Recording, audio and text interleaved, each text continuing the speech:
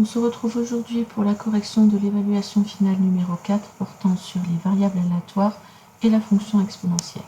Le premier exercice porte sur les variables aléatoires. Donc une entreprise conditionne des pièces mécaniques sous forme de sachets. Le service qualité a relevé deux types de défauts sur les 120 000 sachets produits chaque jour. 360 sachets présentent une erreur d'étiquetage. 600 sachets ont été déchirés, 120 sachets présentent simultanément les deux défauts. On choisit au hasard un sachet parmi les 120 000 sachets. On pourrait par exemple représenter avec un diagramme de Venn la situation. Donc on sait que l'on a 120 sachets qui présentent les deux défauts. On sait qu'on a 360 sachets qui présentent une erreur d'étiquetage, mais parmi ces 360, on a les 120, donc ce qui fait 240 qui présentent seulement l'erreur d'étiquetage. Ensuite, on sait que parmi ceux qui sont déchirés, on en a 600, mais parmi les 600, on a ces 120. Donc, ce qui veut dire qu'il reste 480 qui sont seulement déchirés. Et au total, on sait que l'on a 120 000 sachets. Donc, si à 120 000, j'enlève 240 moins 120 moins 480, je trouve qu'il y en a 119 160 qui ne présentent aucun défaut. Ce diagramme va nous permettre de répondre plus rapidement aux questions qui suivent. Montrer que la probabilité que le sachet choisi présente uniquement l'erreur d'étiquetage est de 0,002. Donc, sur les 360, j'enlève les 120. Je réexplique comment j'ai trouvé les 240. Donc, j'en ai 240 qui n'ont que le défaut d'étiquetage. C'est cela. Et ensuite, pour calculer la probabilité, je fais 240 divisé par 120 000 et je trouve bien la valeur donnée, à savoir 0,002. Donc, la probabilité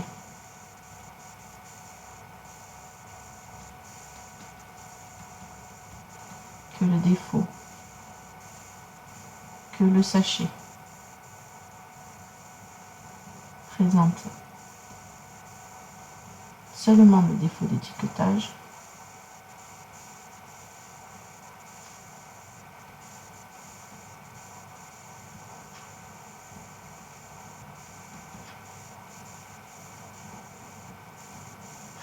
est de 0,002.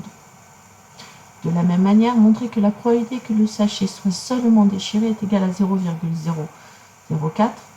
Sur les 600 que j'ai, j'en ai 120 qui ont les deux défauts, donc ça veut dire que j'en ai seulement 480 qui sont seulement déchirés. Ensuite, je fais 480 divisé par 120 000 et je trouve bien le 0,004. Donc la probabilité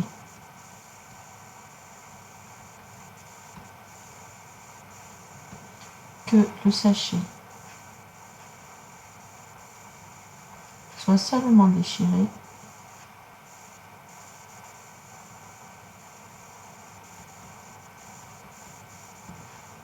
est de 0,004. Montrer que la probabilité que le sachet choisi ne présente aucun défaut est égale à 0,993. Donc, si j'ajoute tout ceci, 240, plus 120, plus 480, j'obtiens 840. Je soustrais aux 120 000 sachets que j'ai au total les 840 sachets qui présentent un défaut, ou les deux, et j'obtiens le 119 160 que j'ai écrit précédemment. Et donc, pour trouver la probabilité que le sachet ne présente aucun défaut, je fais 119 160 sur 120 000 et j'obtiens bien le 0,993. On poursuit avec la partie B. Pour l'entreprise, le coût de revient d'un sachet sans défaut est de 2,45 €. Celui d'un sachet ayant seulement le défaut d'étiquetage est de 4,05 €. Celui d'un sachet étant déchiré est de 6,45 € et celui d'un sachet ayant les deux défauts est de 8,05 €. Le sachet est vendu au prix de 15 €. On appelle grand X la variable aléatoire en euros qui représente le bénéfice réalisé par l'entreprise lors de la vente d'un sachet. Quelles sont les valeurs que grand X peut prendre? Pour cela, il faut donc calculer quelles sont les valeurs que grand X va prendre en fonction des défauts.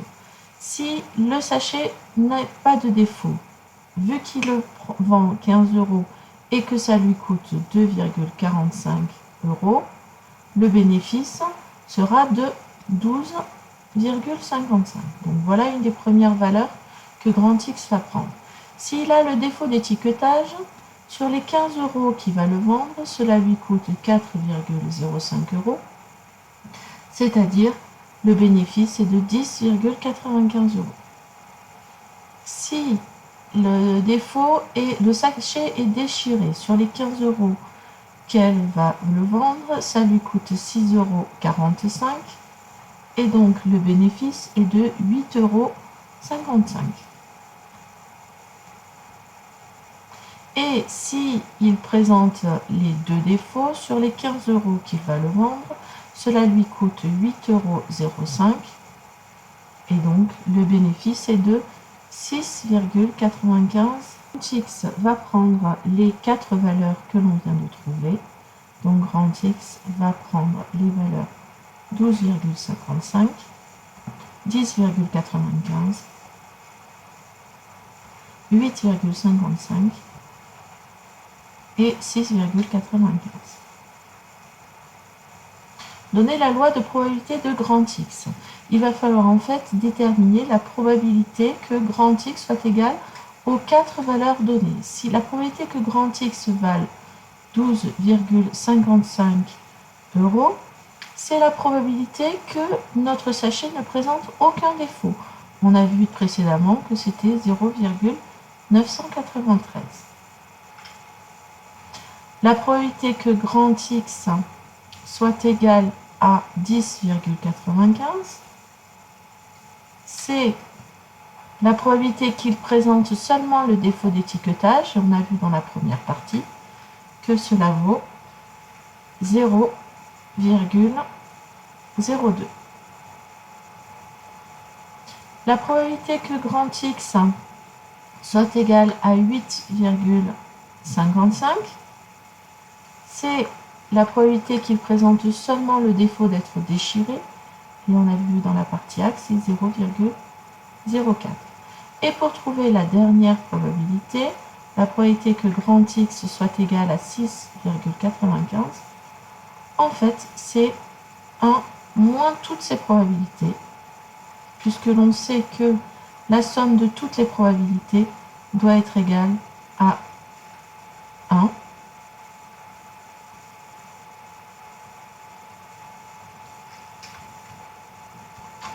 Et cela donne 0,001. Donc on peut faire un tableau pour représenter ces différentes probabilités, de manière à pouvoir les écrire proprement. Donc les valeurs que grand X va prendre et la probabilité que grand X soit égale. Donc ici, on a la probabilité que ça fasse 12,55, c'est-à-dire 0,993. La probabilité que grand X soit égal à 10,95, qui est égal à 0,002. La probabilité que grand X soit égal à 8,55, qui vaut 0,004. Et la probabilité que grand X soit égal à 6,95, qui est égal à 0,001. Question 3, calculer E de grand X. E de grand X, on sait qu'il faut faire le produit de chacune des valeurs de X que multiplie la probabilité, c'est-à-dire 12,55 fois 0,993 plus 10,95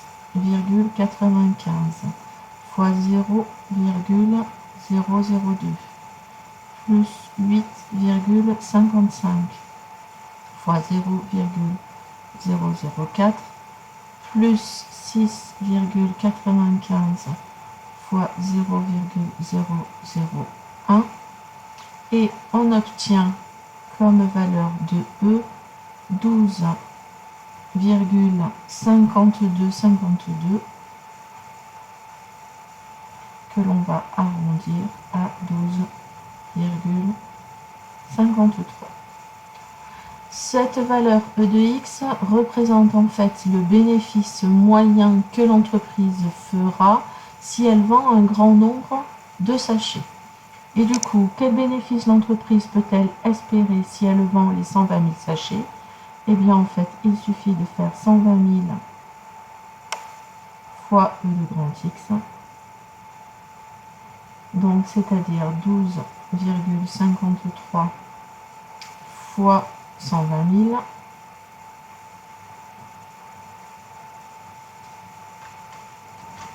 On obtient la valeur de 1 503 600. Donc, le bénéfice serait de 1 503 600 euros. Passons à l'exercice 2. Soit f, la fonction définie sur r par f de x égale 4x carré moins 4 exponentielle de x. La courbe vous est donnée et on a tracé t, la tangente à la courbe au point d'abscisse A. Déterminer graphiquement l'équation réduite de la tangente. On a déjà vu dans un précédent chapitre que pour déterminer l'équation réduite de la tangente, il faut regarder d'abord la pente. Comment je me déplace en abscisse et en ordonnée pour passer d'un point à un autre de la courbe. Ici, si je me déplace en abscisse, je trouve une valeur qui est de 1 en abscisse et de moins 4 en ordonnée. Et donc, la valeur du coefficient directeur, elle est de moins 4 sur 1, c'est-à-dire moins 4. L'ordonnée à l'origine, c'est l'endroit où ma tangente coupe l'axe des ordonnées et il vaut moins 4. Donc, P est égal à moins 4. Donc, ma tangente T a pour équation y égale moins 4x moins 4. Déterminer graphiquement la limite en moins l'infini de la fonction f. En moins l'infini, on est ici, et les ordonnées des points de ma courbe sont quasiment nulles. Donc, la limite quand x tend vers moins l'infini de f de x, ça va être 0.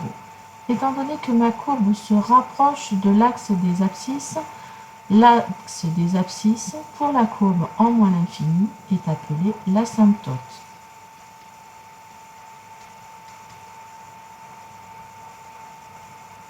C'est l'asymptote AC en moins l'infini. Question 4. Démontrer que pour tout réel x, f' de x est égal à 4 facteurs de x carré plus 2x de moins 1 fois exponentielle x. Je vous ai rappelé ici la fonction f de manière à ce que vous n'ayez pas à la chercher sur votre copie. Et donc, f de x, c'est de la forme u fois v. La fonction u, c'est 4x carré moins 4. La fonction v, c'est exponentielle x. J'ai donc besoin de la dérivée. 4x carré, c'est 4 fois 2x, ce qui fait 8x. La fonction v, sa dérivée, c'est exponentielle x. Étant donné que f de x est de la forme u fois v, f' de x va être de la forme u' v plus u v'. Donc, on obtient ici 8x fois exponentielle x, plus, on n'oublie pas d'écrire les parenthèses pour donner v, c'est 4x carré moins 4, qui multiplie v', c'est-à-dire exponentielle x. On se retrouve ici avec exponentielle x qui apparaît 2 fois. Donc, je peux factoriser par exponentielle x, ce qui donne 8x, ce qui reste pour la première, plus 4x carré moins 4. Je réordonne, ça fait 4x carré plus 8x moins 4 fois exponentielle x. Et je peux constater que tous ces nombres sont des multiples de 4. Donc je peux factoriser par 4. Il me reste x carré plus 2x moins 1 fois exponentielle x. Donc c'est bien la dérivée que je vous donne. Étudier les variations de la fonction f sur R. Pour cela, il faut étudier le signe de 4 facteur de x carré plus 2x moins 1 qui est identique à celui de x carré plus 2x moins 1. Donc pour cela, je dois calculer le discriminant. b au carré moins 4ac, donc ça fait 2 au carré moins 4 fois 1 fois moins 1, ce qui fait 4 plus 4, ce qui fait 8.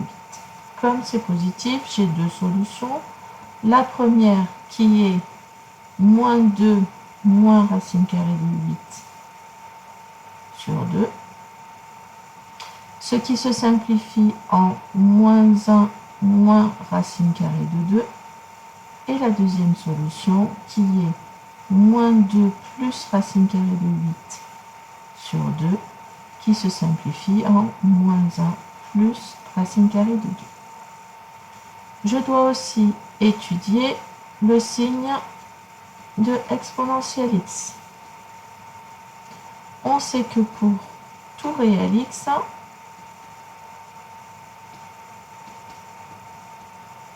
exponentielle x sera positif. Et donc du coup, je vais pouvoir faire mon tableau de variation de ma fonction. Pour cela, j'ai donc besoin d'abord du signe de 4 facteur de x carré plus 2x moins 1, c'est-à-dire le signe de x carré plus 2x moins 1, puisqu'ils ont tous les deux le même. Et ensuite, je pourrai en déduire le signe de ma dérivée pour ensuite faire les variations de ma fonction. Donc, je suis entre moins l'infini et plus l'infini. Le signe de 4 facteur de x carré plus 2x moins 1 s'annule en deux valeurs que je viens de trouver, qui sont moins 1 moins racine carrée de 2 et moins 1 plus racine carrée de 2.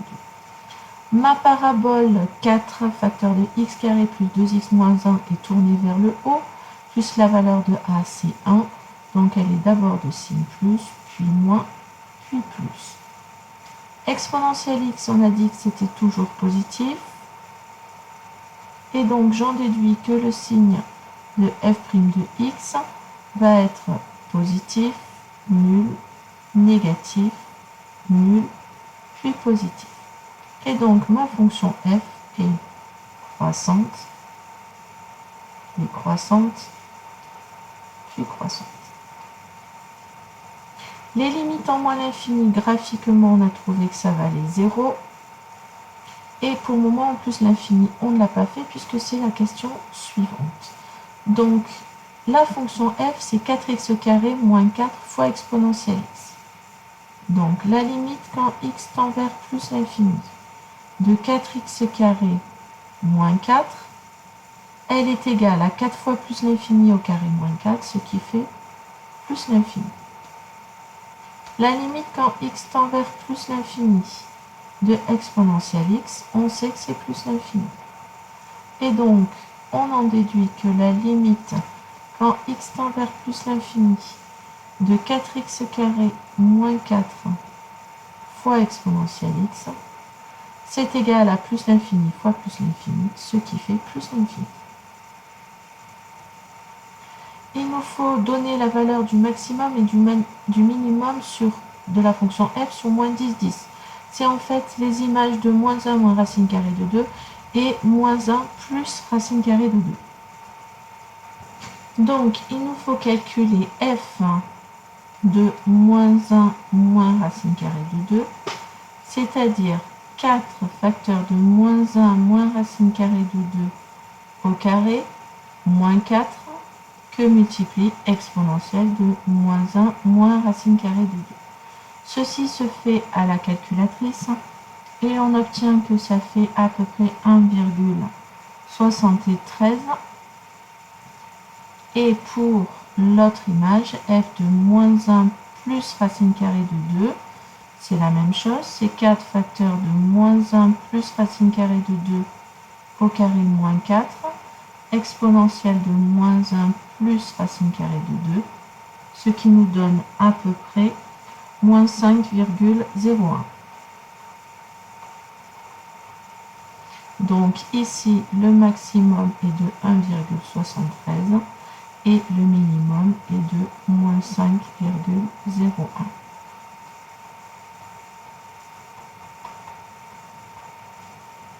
Donc le maximum est d'environ 1,73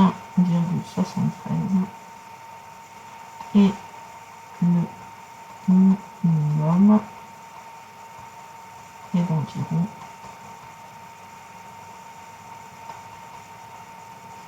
moins 5,0. Voilà, j'espère que la correction de cette évaluation vous a mieux permis de comprendre vos erreurs. N'hésitez pas à me poser vos questions en classe si des doutes persistent.